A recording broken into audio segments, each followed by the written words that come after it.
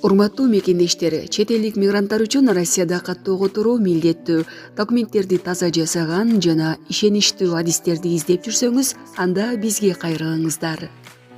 СНИЛС, ОМС, ДМС, Медполис, Медкнижка, ННН, перевод паспорт, иш кагаздарда кандай көйгөй болбосун жардам беребиз. Мыйзамдарды сактап, документиңизди тактап, ишенимдүү жүрүңүз. Өзүңүздүн коопсуздугуңуз үчүн сөзсүз түрдө документиңизге сак болуңуз. Байланыш номерибиз +7977 359 69 72. Блогер Айнура Сагынбаевага муфтияттан эскертүү беришти. Муфтият косметолог блогер Айнура Сагынбаеванын социалдык тармактагы баракчасына диний багыттагы айткан пикирлерин ислам динин ачык бурмалоого жатат деп эсептейт. Мындай билдирүүнү Кыргызстан мусулмандарынын дин башкармалыгынан билдиришти. Айнура Сагынбаеванын диний багыттагы айткан пикирлери ислам динин ачык бурмалоого жатат. Анын коомдун, өзгөчө жаш өспүрүмдөрдүн адеп ахлактык баалуулугуна каршы билдирген ойлору таптакыр орунсуз.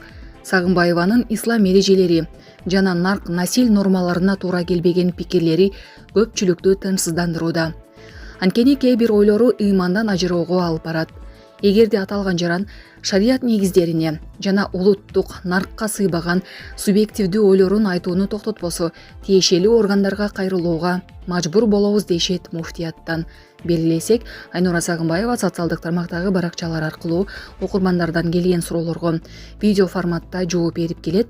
Ага 3 бурчтук суроолордон тартып, дин, мамиле, үй бүлөлүк баалуулук жана башкалар тууралуу суроолор жөнөтүлөт. Булак Кактус KG. Муфтияттан эскертүү алган Айнура Сагынбаева өзүнүн Facebook баракчасына ушундай деп жооп жазды. Муфтият мага эскертүү бериптир. Макул, баш ийишим керек. Постторду өчүрөм. TikTok'ту жабам. Энергиям өтө аз, кызы чууга чыдашка. Бирок аны менен чындык жабылбайт. Чындык ошол бойдон калат. Мага эмне түрткү болду. Коомдогу көп нерсеге көзүм ачылды. Бирок үнүм чыгарбай коюшка мүнөзүм жол бербеди. Психологияны изилдөөнү токтотпойм.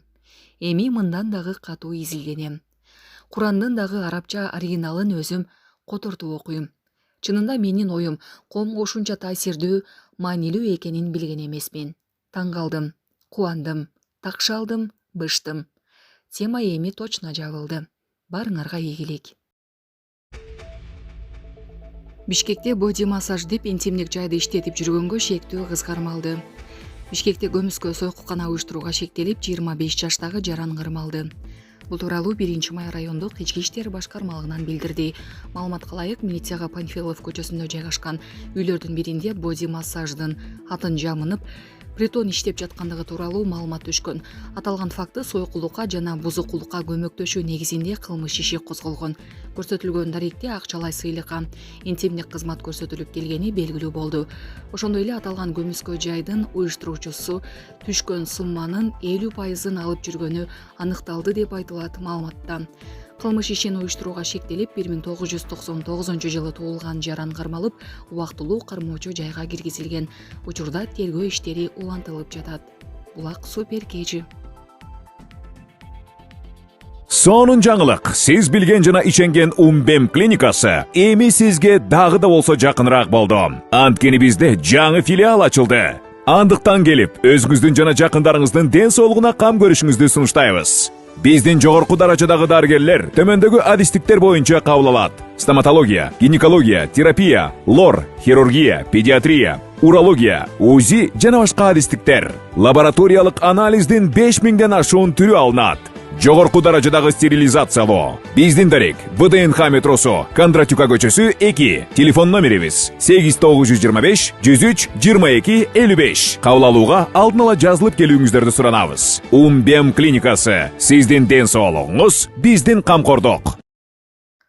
Садыр Жапаров иш сапар менен Орусияга барат.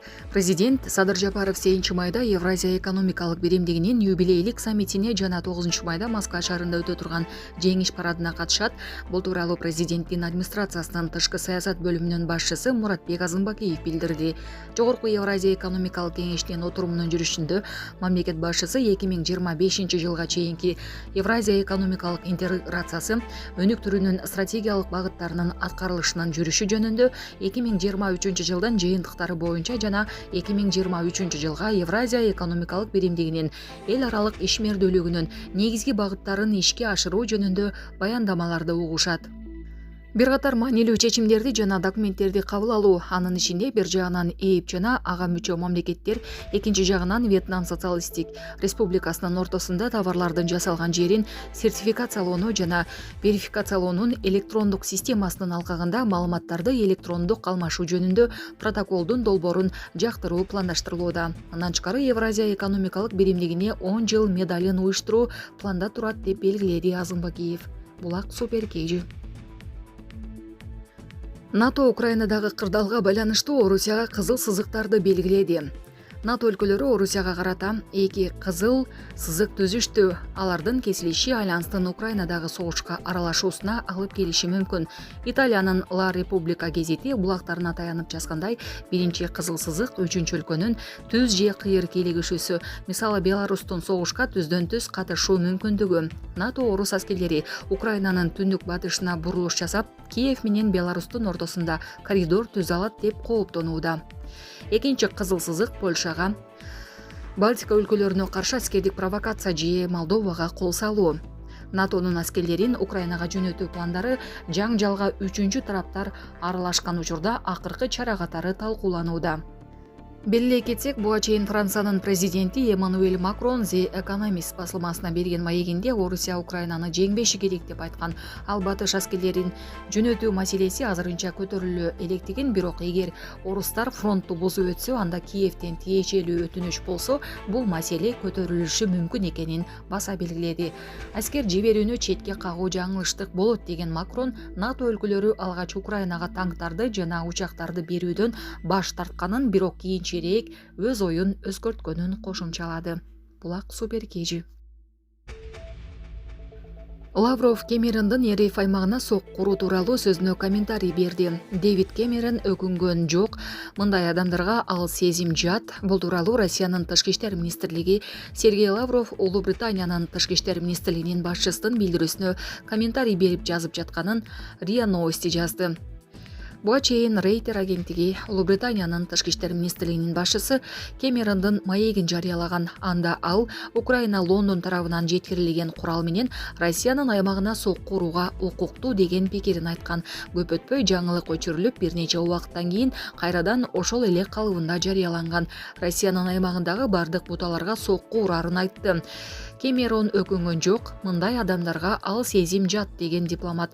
Лавров Кэмерондон интервью алган Рейтер агенттиги ал өкүнгөнүн анонс кылып, бирок ошол эле текстти кайра сайтка жүктөгөнүн белгиледи. Анын айтымында Британ тышкы иштер министрлигинин башчысы Украина Лондон берген куралды Россия сокку уруу үчүн колдонсо боло турганын тастыктады. Булак Спутник KG.